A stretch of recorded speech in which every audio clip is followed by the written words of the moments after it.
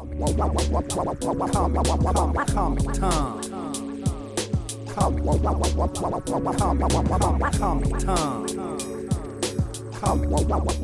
what we got to get into first is some straight up Tom DeLonge types of shenanigans happening in the world right now. We have seen literal footage, 182 different clips in the last couple weeks, don't hold me to that number, of straight up UFO types of sightings, and it's getting really eerie. Like, I don't know, man. Have you seen this? It is incredible. Yeah, it's interesting just seeing the increase of sightings and communication. We're starting to hear from things being leaked through the Pentagon and the government and releases of stuff. So it's and they're like confirming it as well. Yeah, I mean, all the video footage always still seems kind of blurry or some whatever nature, but you're still looking at it, and they're not even using the term UFO anymore. Like, they've changed it from unidentified flying objects now to unexplained objects or something like that in the air. They changed it. They're trying to almost make it a little cooler or just different. I don't know. I don't understand, like, why the terminology is being twisted a hair. But I don't know if I ever told you, man.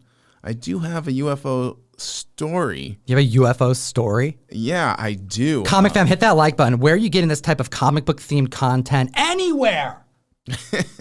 Yeah, I don't think I ever told you this, man. All right, so this was, I think it was October 2015. Okay, October 2015, setting the stage, and Jeff has a UFO story. Yeah, it was October 2015 in New York. All right, and I remember being out and about during the day, and there were 5 UFOs. All right, literally 5 UFOs I came across. You came across 5 different. Wow. No, I mean they looked identical. They looked identical. Yeah. Okay. And I remember just looking at him, and I was like, "Oh my God, is this for real?" And as I'm staring at him, you know, I don't really think much of it. Okay, and I was like, "Okay, this is kind of cool, but like, it's weird that I find these here." Okay, and time passes. All right, and a year goes by now. All right, I told a few people here and there what I saw. Did they think you were crazy? Well, they kind of did, and I'll explain why. So a year later, it is now October in New York, 2016. All right, and I see these 5 UFOs again. All right, 1 year later. In New York? In New York. Oh, wow. And I'm talking to this gentleman about him, okay? And it's a weird conversation because he remembers them from the year prior to. He saw them in 2015 as well. And a year later, we're here at the exact same place.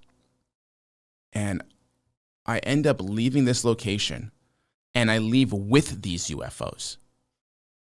All right? I think I know what you're talking about now. Yeah. I think you do now, too. And I happen to have evidence. You have evidence, and you brought it today to show off to the community? This is the evidence. Oh, my gosh. He's holding an Ultimate Fallout. Number 4, first appearance of Miles Morales at 9.8, mind you.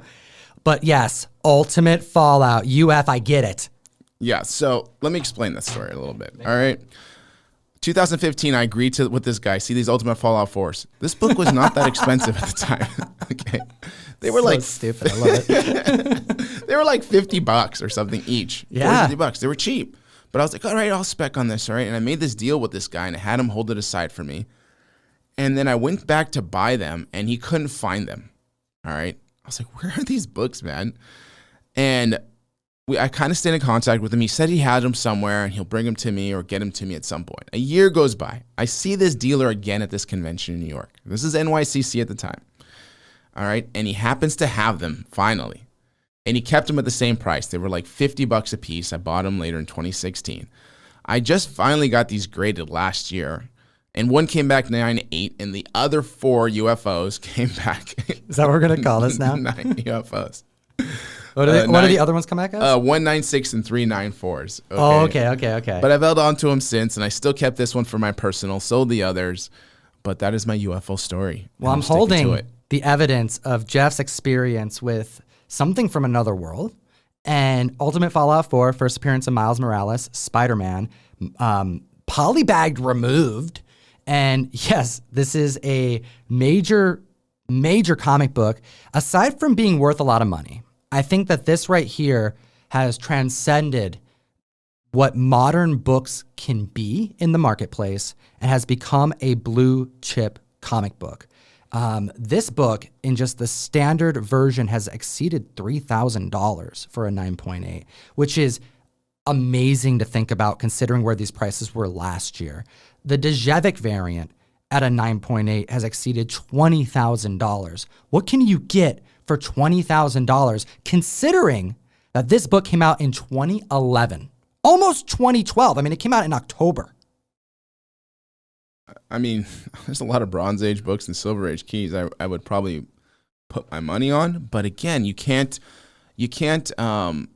not appreciate the importance of this character for this generation. I mean, it just is what it is, and I'm okay with that. I can accept that. I can accept that every generation or time frame of books has its epic keys, and that's okay. I don't think one should be poo-poo just because it's modern or copper or bronze or whatever the snob attitude you want to disregard.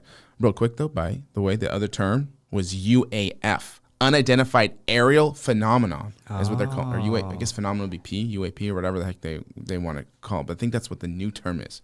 Kind of strange.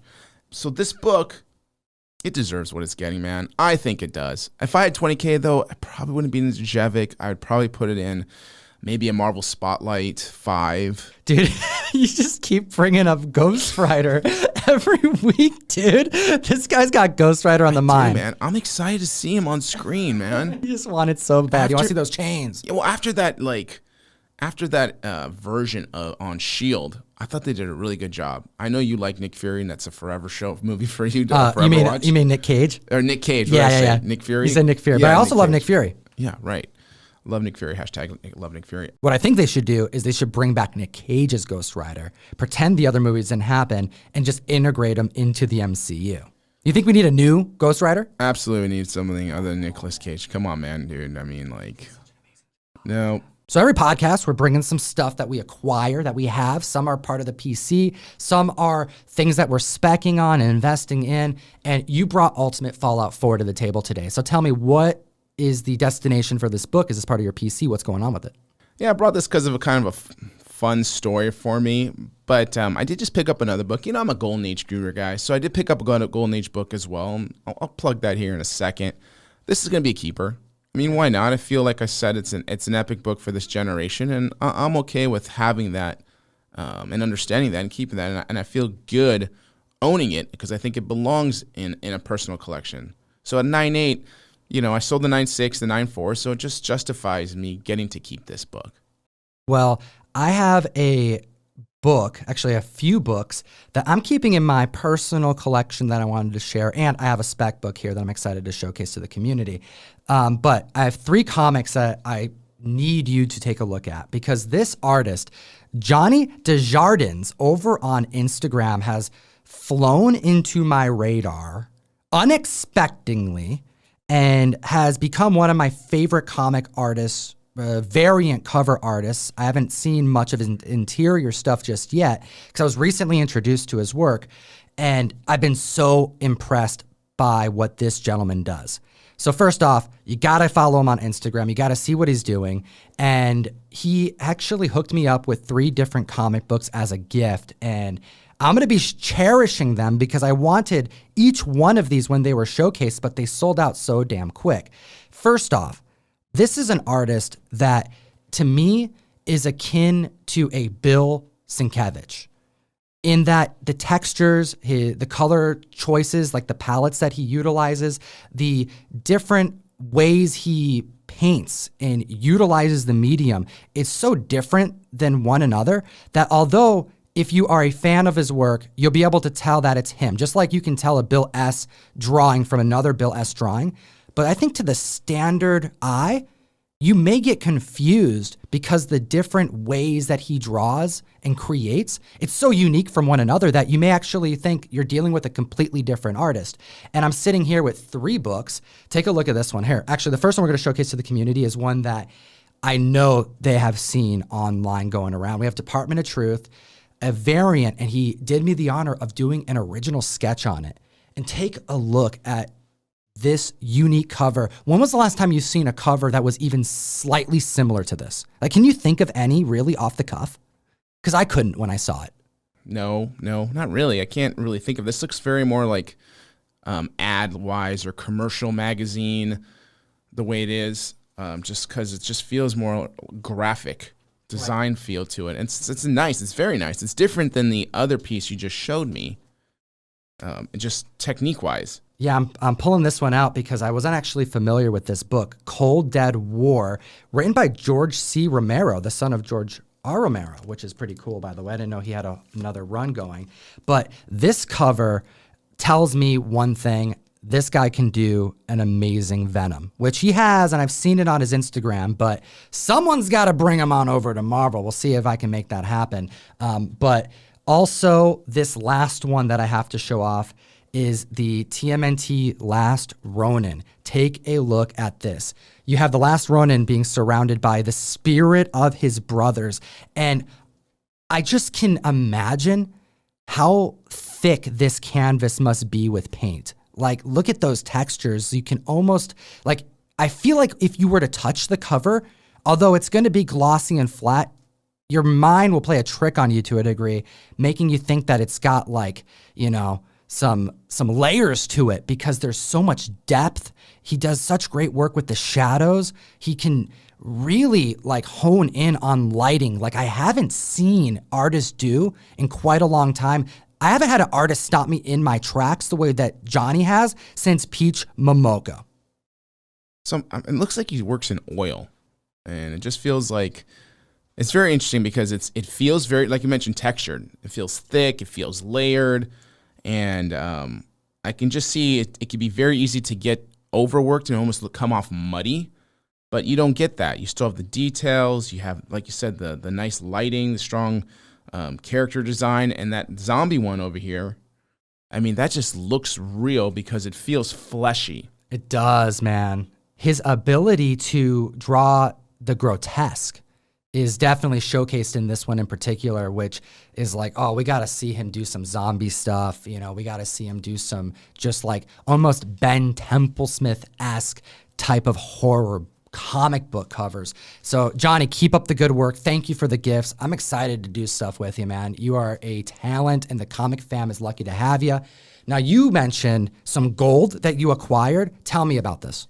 Yeah, I was going to bring a different book, but I actually committed to a book on Instagram just last night. It just popped up. I was like, oh, it was a key horror book for that time frame. All right, it was Mr. Mystery number 13. I wish it was Mr. Mystery number 12, which is like that poking eye cover absolute classic. All right, and I regret ever selling any of those, and we can talk about that later.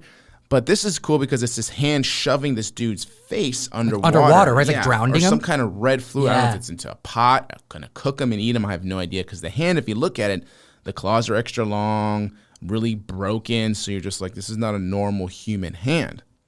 And it's just this classic cover to me in that short run done by Bernard Bailey. And I was just lucky to get it. 5.0 with off-white to white paper, it's not easy. That's pretty solid paper for books like that, from that publisher specifically, and including Harvey. Harvey's another publisher we're going to talk about later. So I got it for a really fair price. It's 5.0. It's graded. And I wish I had it here, but you guys can see this picture. I mean, look at this book. And don't forget, I mean, like, again, we'll show you number 12 as well if you haven't already popped up, but look at these things, man. This is classic pre-code horror covers. What is the market currently for books like that? Because it was growing strong back in 2019 when we were seeing a lot of these fly off the shelves at C2E2 in New York City. It's only gotten more aggressive for individuals hunting these types of books. What's the market like now?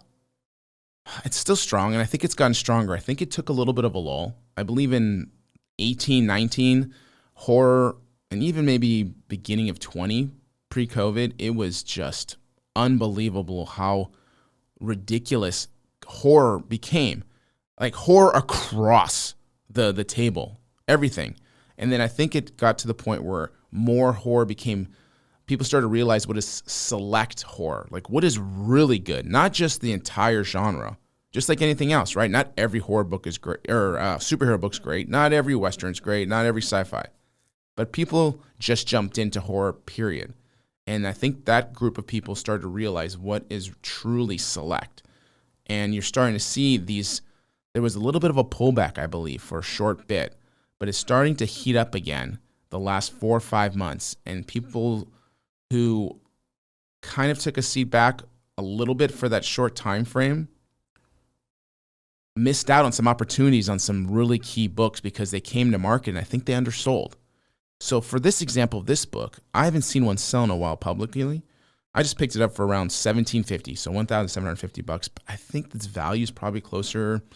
If I wanted to flip it, I could probably flip it for like $3,200. Oh wow! So you got a good deal on it. Yeah, I did get a good deal on it, and I'm happy to get it. And but that's what I'm saying. When you really find out in a genre what is special, not just that another piece in it, it'll take your collecting to another level because you'll have a little bit more knowledge. Knowledge gives you the experience, and experience gives you that knowledge. So they almost go hand in hand, and you can learn from each other. So I think a lot of people are getting smarter with what they're picking up now. I love it. I love it, man. Congrats on the book. I'm excited to see it in person. And I want to know from the community in the comment section, what do you think about pre-code horror? Is this a category, a genre that interests you? Because I feel like a lot of individuals who start to get tempted to get into the golden age, it's one of the first ones that they're like, can I afford that? What low grade EC can I get? And I traditionally recommend getting into like Golden Age War. There's a lot of affordable, Two-Fisted Tales, for example. That was one of the early Golden Age comics that I was able to secure at a reasonable cost and kind of got my feet wet a little bit, But quickly that transitions to looking for crime and trying to be able to afford superhero stuff. Horror, yes, it gets pricey, but you can go pretty low grade. And really, you're looking for that cover, man. As long as that cover is intact, you have something really special that you can be proud of without spending a ton of money on it. Granted, some of these books do get pretty damn pricey. Yeah, absolutely. I mean, a lot of what you said is absolutely accurate. When you think about, I would say 98 to 99% of anything from about in the atomic age, so let's say about 47 to 55, you can buy in low grade for extremely reasonable, except for, like I said, that 1% of the select.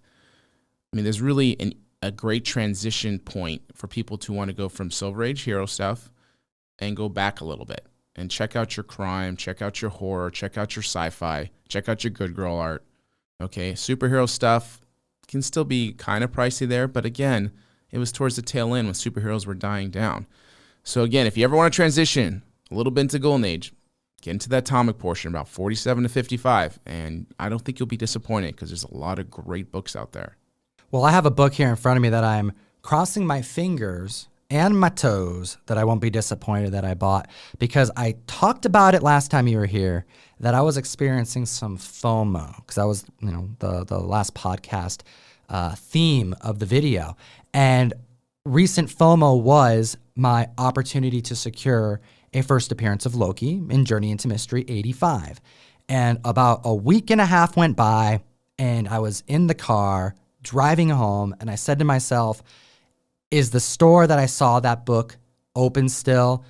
Checked my phone safely when I was parked, decided I'm going to go and get it. So I secured a Journey 85 2.0 first appearance of Loki because the show is about to hit. And this book, I just still feel like, regardless of what the show does, is still undervalued and underappreciated. Early appearance of Thor. First appearance of his brother Loki. This book in low grade for how long went for under $1,000? Like, you could have secured this book for hundreds of dollars in really low grade. And it started blowing up a bit, but the fact that I was able to secure this book at a 2.0 for under $3,000, considering what blue chip keys are going for right now, I can't help but throw the money down and hope for the best.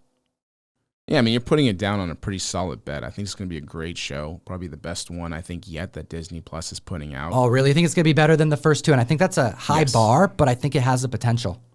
It's weird enough. Yeah, depending where they go and what they want to talk about, but for the most part, I'm pretty sure and pretty confident this is going to be probably the best of the three.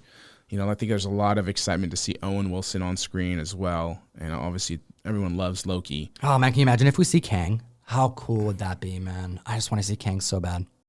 Yeah, I can see a lot of spoilers coming out of this, or just, potential plugs for characters. This is a gorgeous tool, by the way. I think that's why I couldn't stop thinking about it. For the cover being as clean as it is, traditionally 2.0s, you're dealing with some problems. And here's the thing, man. This wasn't the only copy that I acquired since the last time I chatted with you on the mic. I purchased a 3.5 off eBay. I won an auction. I told myself if I was willing to pay what I paid for this book, if a 3.5 gets between a certain, range, I got to get it. I'm going to regret it. So I won a 3.5 for $3,500. Tax on eBay is legit killing me, man. It is so frustrating now that you have to pay taxes the way you do on items that have already been taxed multiple times in their history. Is what it is. It's not what this podcast is about. But essentially, you pay $3,500 and you're now paying close to $4,000 with the taxes and shipping and everything else, which also has gone up. Is what it is. I get the book. The book is no longer here. I sent the book back. I had to return it because the book had a shattered corner on the slab. And here's the thing. The book was packaged well. There was no signs that this book was damaged because of shipping. And you can tell, man. You can tell when a book was damaged because of shipping because the box gets messed up. And the fact that this book was wrapped in plastic, it was wrapped in more than one bag. I was getting deja voodoo again. Deja vu. Think about Brother Voodoo again. But deja voodoo I know, better, deja man. voodoo, right? We just keep that going. But no, I was getting deja vu from my Wolverine 1 newsstand that this person legit probably took a picture of it, put it on auction, and was hoping that, hey, whatever it sells for, I'll deal with the ramifications later. Maybe they'll just be happy to ship it back to CGC and they'll take the risk.